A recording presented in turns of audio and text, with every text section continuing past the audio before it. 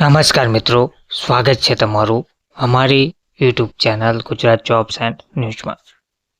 મિત્રો, 8મો પગાર પંચ, જેની ઘણા લાંબા સમયથી કર્મચારીઓ રાહ જોઈ રહ્યા છે, મોદી સરકાર દ્વારા તેને મંજૂરી પણ આપવામાં આવી ગઈ છે. હવે પ્રશ્ન એ ઉપસ્થિત છે કે સરકારી કર્મચારીઓ માટે 8મો પગાર પંચ ક્યારથી લાગુ થશે, પગારમાં કેટલો વધારો થઈ શકે છે. તો સરકારી કર્મચારીઓ માટે આ એક અત્યંત મહત્વના સમાચાર સામે આવ્યા છે. તો આજના વિડીયોમાં આપણે પગાર પંચ ક્યારે લાગુ થશે, કેટલો પગારમાં વધારો થશે વગેરે વિગતો જોઈએ.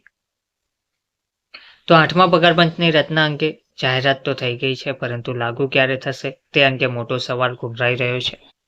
તેની ભલામણો હેઠળ કેટલો પગાર વધશે એ પણ સરકારી કર્મચારીઓને પ્રશ્ન થઈ રહ્યો છે.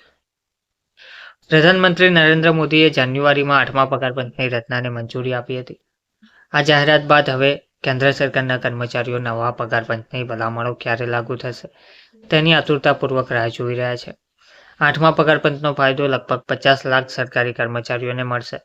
8મા પગાર પંચ હેઠળ કેન્દ્રીય કર્મચારીઓના પગારમાં 2.86ના ફિટમેન્ટ ફેક્ટર પ્રમાણે વધારો થઈ શકે તેવી શક્યતા સેવાઈ રહી છે.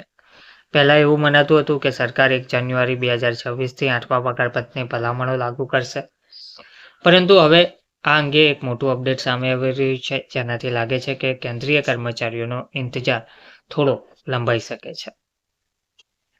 તો એક્સપર્ટના મત મુજબ માનીએ તો 1 જાન્યુઆરી 2026થી 8મો પગાર પંચ લાગુ કરવું થોડું મુશ્કેલ છે, એટલે કે તેને લાગુ કરવામાં થોડો વિલંબ થઈ શકે છે. જોકે સરકારી કર્મચારીઓ માટે તેનું એરિયસ તો મળવાપાત્ર રહેશે, એટલે કે ભલે પગાર પંચમાં વિલંબ થાય, પરંતુ 1 જાન્યુઆરી 2026થી જ 8મો પગાર પંચ લાગુ કરવામાં આવશે. કેન્દ્રીય મંત્રી અશ્વિની વૈષ્ણવનું કહેવું છે કે 8મો પગાર પંચ લાગુ કરવા માટે સરકાર પાસે પૂરતો સમય છે, કારણ કે 1 વર્ષ પહેલાં જ તેની જાહેરાત કરી દેવાઈ છે. પરંતુ નોંધવા જેવી વાત એ છે કે સરકારે 8મા પગાર પંચ માટે કે સંદર્ભે શરતોની જાહેરાત હજુ સુધી કરી નથી. આવામાં 1 જાન્યુઆરી 2026ના રોજ 8મો પગાર પંચ ક્યાં લાગુ થઈ શકે તે અંગે અસમજની સ્થિતિ જોવા મળી રહી છે. અત્રે જણાવવાનું થાય છે કે પંચની રચના પહેલાં કેન્દ્રીય કેબિનેટે તેની સંદર્ભ શરતોને મંજૂરી આપવાની હોય છે. ત્યારબાદ જ પગાર પંચ આ મામલે કાર્મિક અને તાલીમ વિભાગ અને રક્ષા મંત્રાલયનો મત લે છે. રિપોર્ટ્સ મુજબ ભલે ભલામણો લાગુ થવામાં થોડો સમય લાગી શકે, પરંતુ તેના માટે પ્રક્રિયા જલ્દી શરૂ કરવી પડે છે અને શરૂ પણ થઈ જશે. દર 10 વર્ષે નવું પગાર પંચ લાગુ થાય છે. 7મા પગાર પંચનો કાર્યકાળ 2026માં પૂરો થઈ રહ્યો છે. 1 જાન્યુઆરી 2026માં પૂરો થઈ રહ્યો છે, જેથી કરીને આગામી વર્ષથી 8મો પગાર પંચ લાગુ કરવામાં આવશે. પગારમાં આટલો વધારોનું અનુમાન જોવા મળી રહ્યું છે. સરકાર સંકેત આપ્યો છે કે 8મા પગાર પંચ ભલામણો લાગુ થવાથી સરકારી કર્મચારીઓ અને પેન્શનર્સના પગાર સ્ટ્રક્ચરમાં મોટો ફેરફાર જોવા મળી શકે છે. જો ફિટમેન્ટ ફેક્ટર 2.8 નક્કી થાય છે, તો કેન્દ્રીય કર્મચારીઓનો લઘુત્તમ બેઝિક પગાર at the pay commission minimum salary increase મુજબ 18,000 રૂપિયાથી વધીને લગભગ 37,440 થઈ શકે.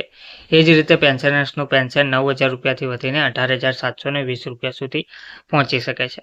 જો ફિટમેન્ટ ફેક્ટર 2.86 સુધી પહોંચે છે, તો પગારમાં લગભગ 186% વધારો જોવા મળી શકે છે. આમાં લઘુત્તમ પગાર 51,480 રૂપિયા અને પેન્શન 25,740 રૂપિયા સુધી વધી શકે છે.